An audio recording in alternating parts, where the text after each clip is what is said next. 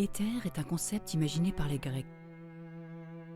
Il a traversé les siècles et évolué avec Descartes, Newton, Huygens, Young, Fresnel, Fizeau ou Maxwell.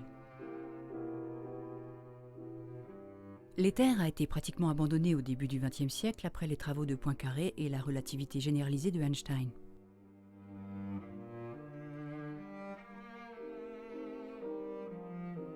Le concept de l'éther a été ainsi remplacé par le modèle standard de la physique quantique. L'éther que nous avons choisi ici est un milieu homogène isotrope constitué de corpuscules de plusieurs ordres de grandeur plus petits que les particules de la matière, que sont les protons, les électrons et les neutrons.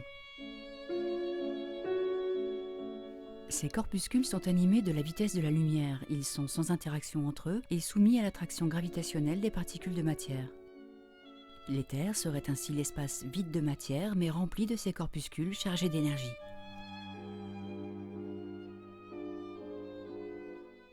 Les forces de gravitation seraient dues au choc des corpuscules sur les particules de matière.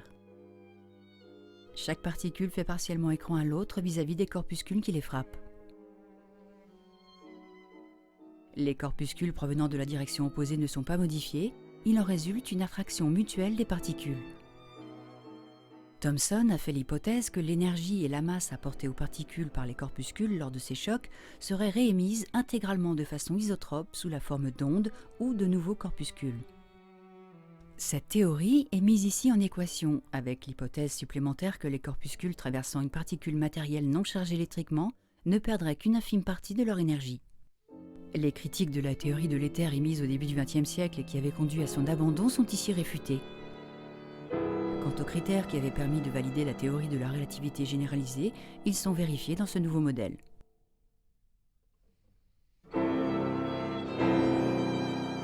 Le fait que les forces électriques soient extraordinairement plus fortes que les forces de gravitation peut être expliqué en faisant l'hypothèse que les corpuscules émis par les particules chargées perdraient toute leur énergie en frappant une autre particule chargée, contrairement aux particules neutres qui n'en arrêteraient qu'une infime fraction.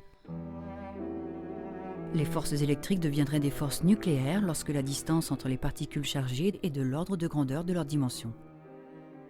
Les défauts de masse calculés des noyaux des 4 éléments les plus légers et le rapport de ceux du fer et de l'uranium ont été trouvés conformes aux valeurs expérimentales.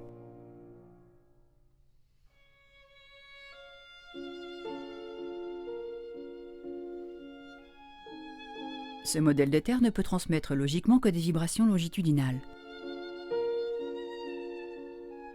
On peut cependant rendre compte du phénomène de polarisation de la lumière en remarquant qu'il existe dans les faisceaux de lumière parallèles naturels des directions de plan dans lesquelles les trains d'ondes sont en phase. On peut aboutir ainsi aux formules classiques de la réflexion et de la réfraction de la lumière dans le plan d'incidence et dans le plan perpendiculaire en remplaçant le vecteur de Fresnel par le vecteur déplacement de la vibration. Dans le cadre de la physique quantique, les expériences paradoxales de Stern et Gerlach ou des fentes de Young avec des photons et des électrons sont explicables logiquement. La matière est supposée résulter de l'établissement d'ondes stationnaires dues à la combinaison d'ondes ou corpuscules circulant en sens inverse, de même fréquence et de même phase à leur point de rencontre. Les caractéristiques des particules élémentaires, masse, dimension, vitesse de rotation, sont entièrement déterminées par celles des corpuscules de l'éther. Densité, amplitude et longueur d'onde de la vibration.